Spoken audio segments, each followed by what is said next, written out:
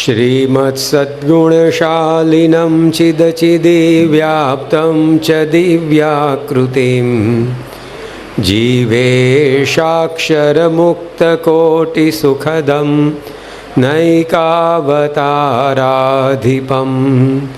ज्ञेयं श्रीपुरुषोत्तमं मुनिवरैर्वेदादिकीर्त्यं विभुं तन्मूलाक्षरयुक्तमेव सहजानन्दं च वन्दे सदा। श्री स्वामीनारायण भगवान की जय। अक्षर पुरुषोत्तम महाराज की जय। गुणातीतानंद स्वामी महाराज की जय। भगत जी महाराज की जय।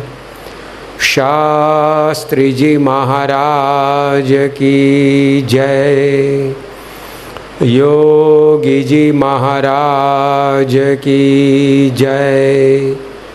प्रमुख स्वामी महाराज की जय। महंत स्वामी महाराज की जय। सूरत अक्षरधाम महोत्सव की जय। कार्यकर सुवर्ण महोत्सव की जय। विगत 5 दिन से हम कठोपनिषद की पारायण का श्रवण करते हैं। उसमें यमराजा एवं नचिकेता के बीच जो वार्तालाप चल रहा है, संवाद हो रहा है, उसका बयान जो इस कठ उपनिषद में दिया गया है, उसके आधार पर हम कथा तंतु को आगे बढ़ा रहे हैं। उसमें कल के दिन जब नचिकेता के सामने यमराजा के द्वारा प्रलोभनों की परंपरा खड़ी की गई, उसका वर्णन हमने सुना। भय से जब नचिकेता पीछे नहीं हटा तो प्रलोभनों से नचिकेता को तीसरे वरदान से विमुख करने की, पीछे हटाने की यमराजा ने मन में ठान ली है। किंतु प्रलोभनों से भी यह नचिकेता इस प्रकार से भटकता नहीं है, क्योंकि उसके मन में स्पष्ट है कि मुझे ये मृत्युंजयी विद्या को प्राप्त करना है, जो विद्या को प्राप्त करने के बाद हम जन्म मरण से छूट जाए। आज प्रत्येक जीव के सिर पर ये जन्म मरण का बंधन है। शंकराचार्य जी ने ऐसा लिखा, को जातः यस्य न पुनर्जन्म, को मृतः यस्य न पुनर्मृत्यु। सचमुच में जन्मा कौन है? तो जिसको दोबारा जन्म लेना न पड़े वो ही सचमुच में जन्मा है। और सचमुच में किसकी मृत्यु हुई है? तो दोबारा जिसको मृत्यु प्राप्त करना न पड़े, इस प्रकार से जो मृत्यु को प्राप्त करे, वही सही रूप में मरा है। मतलब कि जिसके सिर पर से यह जन्म मरण का बंधन छूटा, वही सच्चे रूप में अमृत हो गया है, अमर हो गया है। तो नचिकेता को यह विद्या प्राप्त करनी है। तो यहाँ नचिकेता को यमराजा ने प्रलोभन दिए, लेकिन उसके सामने अब नचिकेता के देखो जवाब आते हैं। नचिकेता बालक छोटा है लेकिन समझदार है। वो ऐसे ही ठुकरा नहीं रहा है प्रलोभनों को। हमें भी वो समझाता है कि किस प्रकार से हमें भगवान की भक्ति करनी चाहिए, ताकि इस दुनिया के चाहे कितने ही प्रलोभन क्यों ना आए, लेकिन वो हमें डिगा न सके। नचिकेता के सामने कितने प्रलोभन आए। हमारे सामने तो एक मोबाइल की यूट्यूब आई जाएगी, इसमें भी हम डिग जाएंगे। इसमें भी रवि सभा बंद हो जाएगी। एक क्रिकेट मैच आ जाएगी ठीक तरह की, तो भी सभा तो दोबारा सप्ताह में आएगी। ये मैच कहाँ से आएगी? चलो इसको देख लेते हैं। छोटे छोटे विघ्न हमारी दृढ़ता को इस प्रकार से डिगा देते हैं। नचिकेता के सामने तो 100-100 साल के आयुष्य वाले पुत्र और पौत्र, हाथी, घोड़े, सुवर्ण, पूरी विश्व का राज्य, जो भी चाहे इतनी उसकी आयु, और स्वर्गलोक की अप्सराएं, जैसे कई प्रकार के प्रलोभन रख दिए। लेकिन नचिकेता का अब जवाब यमराजा को आता है कि स्वभाव मर्त्यस्य यदंत कैतत् सर्वेन्द्रियाणाम जरयन्ति तेजः अपि सर्वम जीवितम अल्पमेव तवेव वाहास्तव नृत्य गीते। यमराज को नचिकेता बोलता है कि तुम जो मुझे देने की बात करते हैं वो कैसा है? स्वभाव मर्त्यस्य यदंत कैतत्। श्वः उसका मतलब है कल के दिन, आने वाले दिन, उसका अभाव होने वाला है, यानी कि कोई चीज़ जो तुम मुझे देने वाले हो वो शाश्वत नहीं है, वो सब कुछ नाशवंत है। स्वभाव मर्त्यस्य यदंत कैतत्। इसके बाद कहा अपि सर्वम जीवितम अल्पमेव, सब कुछ होगा लेकिन हमारा जीवन भी बहुत ही अल्प है। तो ऐसा नश्वर देह के लिए, ऐसी नाशवंत चीज के लिए सचमुच में जो शाश्वत है उसको मैं कैसे छोड़ सकता हूँ? तो ये नचिकेता के पास सांख्य का ज्ञान है। ये जगत में उसको मोह क्यों नहीं होता है? इतने सारे प्रलोभनों की परंपरा उनके सामने रखी गई, लेकिन उसमें नचिकेता फंसा क्यों नहीं?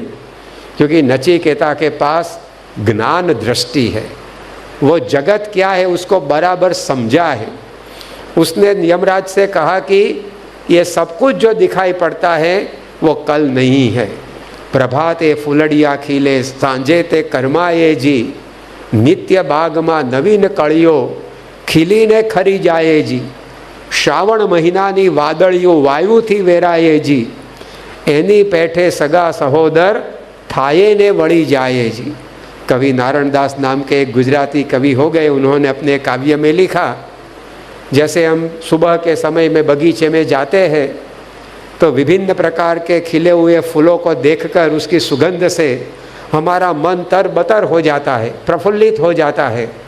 लेकिन उसी उद्यान में जब हम शाम के समय चक्कर लगाने के लिए जाते हैं तब सुबह में खिले हुए फूल शाम को नीचे गिर गए होते हैं या मुरझा गए होते हैं। तो उसी प्रकार इस सृष्टि के उद्यान में भी जो खिला है वो एक दिन मुरझाएगा। ये सावन महीने में हम देखते हैं कि आकाश में घने बादल छा जाते हैं, हमको लगता है कि अभी बारिश टूट पड़ेगी, अभी बारिश गिर पड़ेगी, लेकिन एक पवन का झोंका आता है और वो वायु सभी बादलों को तितर बितर कर देता है और सूर्य प्रकाशने लगता है। तो उसी प्रकार सगे संबंधी सब काल की एक थपाट से एकत्र होते हैं और काल की एक थपाट लगती है तो सब बिखर भी जाते हैं। तो ऐसा ये संसार है, अदना हो या आला हो सबको लौट जाना है। मुफलिस और तवंगर का कब्र ही ठिकाना है, याद रख सिकंदर के हौसले तो हाली थे, जब गया वो दुनिया से दोनों हाथ खाली थे। कल जो तन के चलते थे अपनी शानो शौकत पर, शम्मा तक नहीं जलती आज उनकी दुर्वत पर। इस पृथ्वी पर कैसे बड़े बड़े सम्राट हो गए, लेकिन आज उनकी भस्म कहाँ है वो भी किसी को पता नहीं है। हरिलीलामृत ग्रंथ है हमारे संप्रदाय का, उसमें लिखा गया है, पग पर्वत ठेली पाड़ता, नभ तारा नखती उखाड़ता, करी अंजलि सिंधु पी जता, नव जाने जन कोई क्या हता।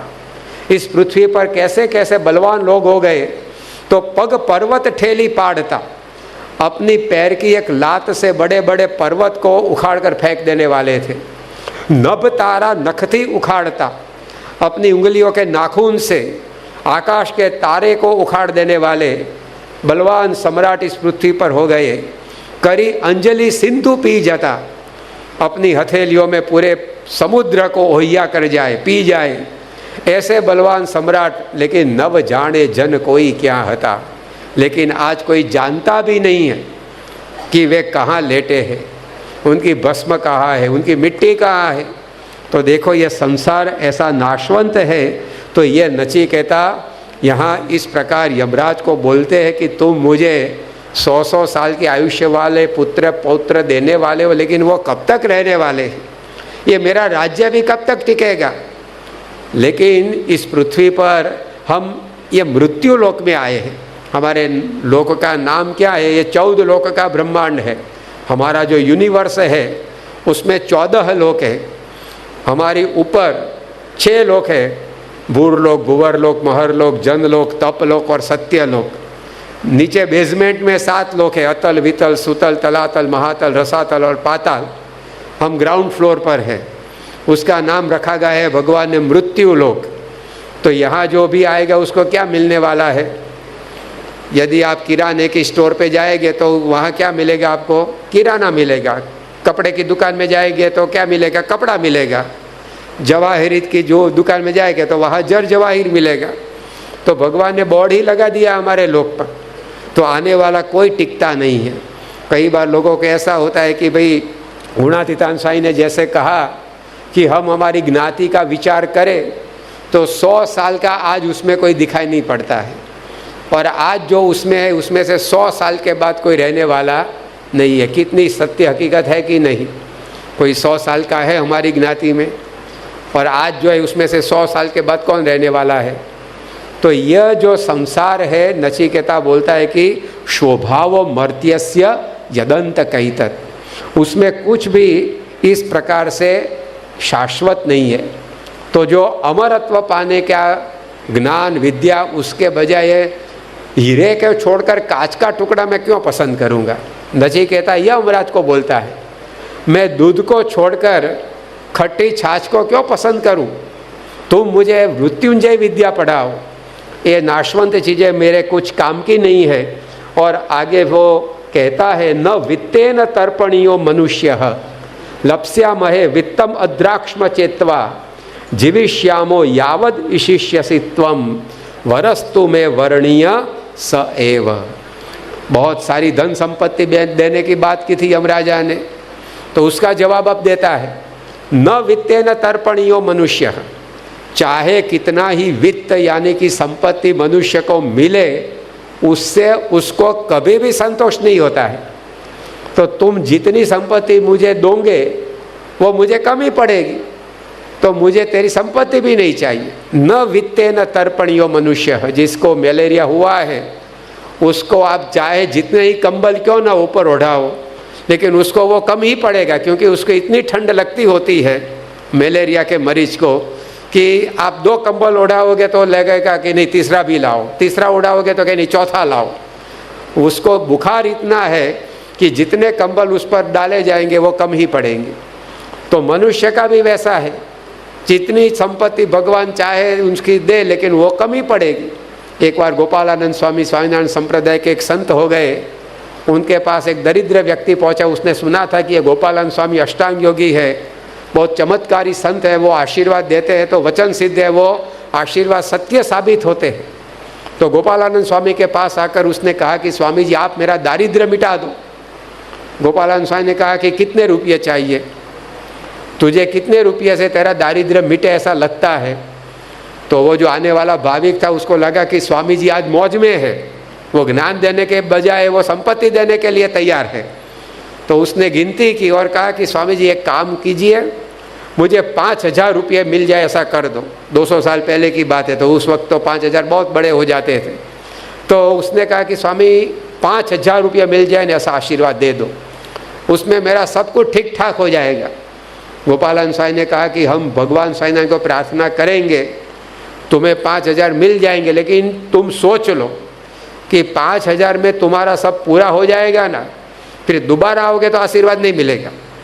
तो उसने सोचा कि ऐसे बड़े संत तो त्रिकाल ज्ञानी होते हैं, उनको भविष्य में कुछ दिक्कत आनी है उसका भी पता चलता है, तो इसलिए वे पूछ रहे होंगे मुझको। तो उसने कहा कि एक काम करो स्वामी जी, 5,000 के बजाय 10,000 मिल जाए ऐसा आशीर्वाद दे दो। 10,000 में तो सब ठीक हो जाएगा, 2-3 हज़ार मैं बैंक में बैलेंस में भी रख दूंगा, तो उसके ब्याज में से भी चलेगा घर मेरा। तो आप 10,000 मिल जाए ऐसी कृपा कीजिए।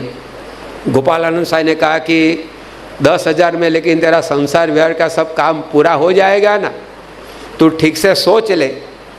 तो उसने सोचा कि अब स्वामी जी जब रस्सी ढीली रखते हैं तो आपको हमें खींचने में क्या बात है, स्वामी जी ने जब रस्सी ढीली रखी है तो हम भी खींच ले थोड़ी। तो उसने कहा कि स्वामी जी एक काम कीजिए, आप 15,000 रुपये मिल जाए ऐसा मुझे वरदान दीजिए, उसमें से फिर कोई कमी नहीं रहेगी। तो फिर से गोपालन साई ने पूछा कि लेकिन 15,000 रुपये में तुम्हारे लड़के लड़कियों की शादी के सभी प्रसंग सब, ये स्वामी अच्छा याद दिलाया आपने, वो तो मैं भूल ही गया था। ये शादी के खर्चे की तो बात ही मन में से निकल गई थी।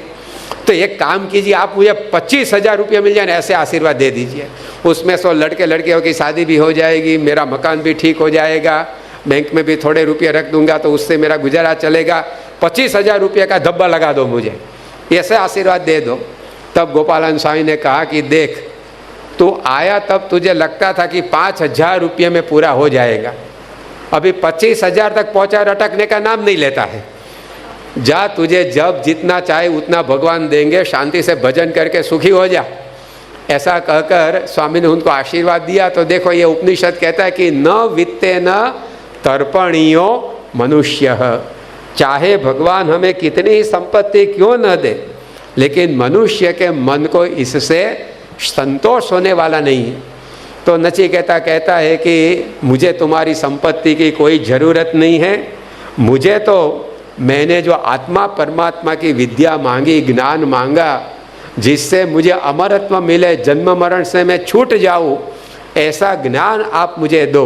तो नचिकेता की यह बात सुनकर यमराजा भी हैरान हो गए कि कैसा बालक मिला है। बड़े बड़े ऋषि मुनि ऐसे प्रलोभनों में फंसकर अपनी साधना को छोड़कर जंगल से आकर राज्य में बैठ गए, लेकिन ये नचिकेता 14-15 साल का छोटा किशोर आज मेरे प्रलोभनों की जाल में फंसता नहीं है, मेरे द्वारा उसके सामने जो भय रखे गए हैं उसके भी सकंजे में वो नहीं आता है।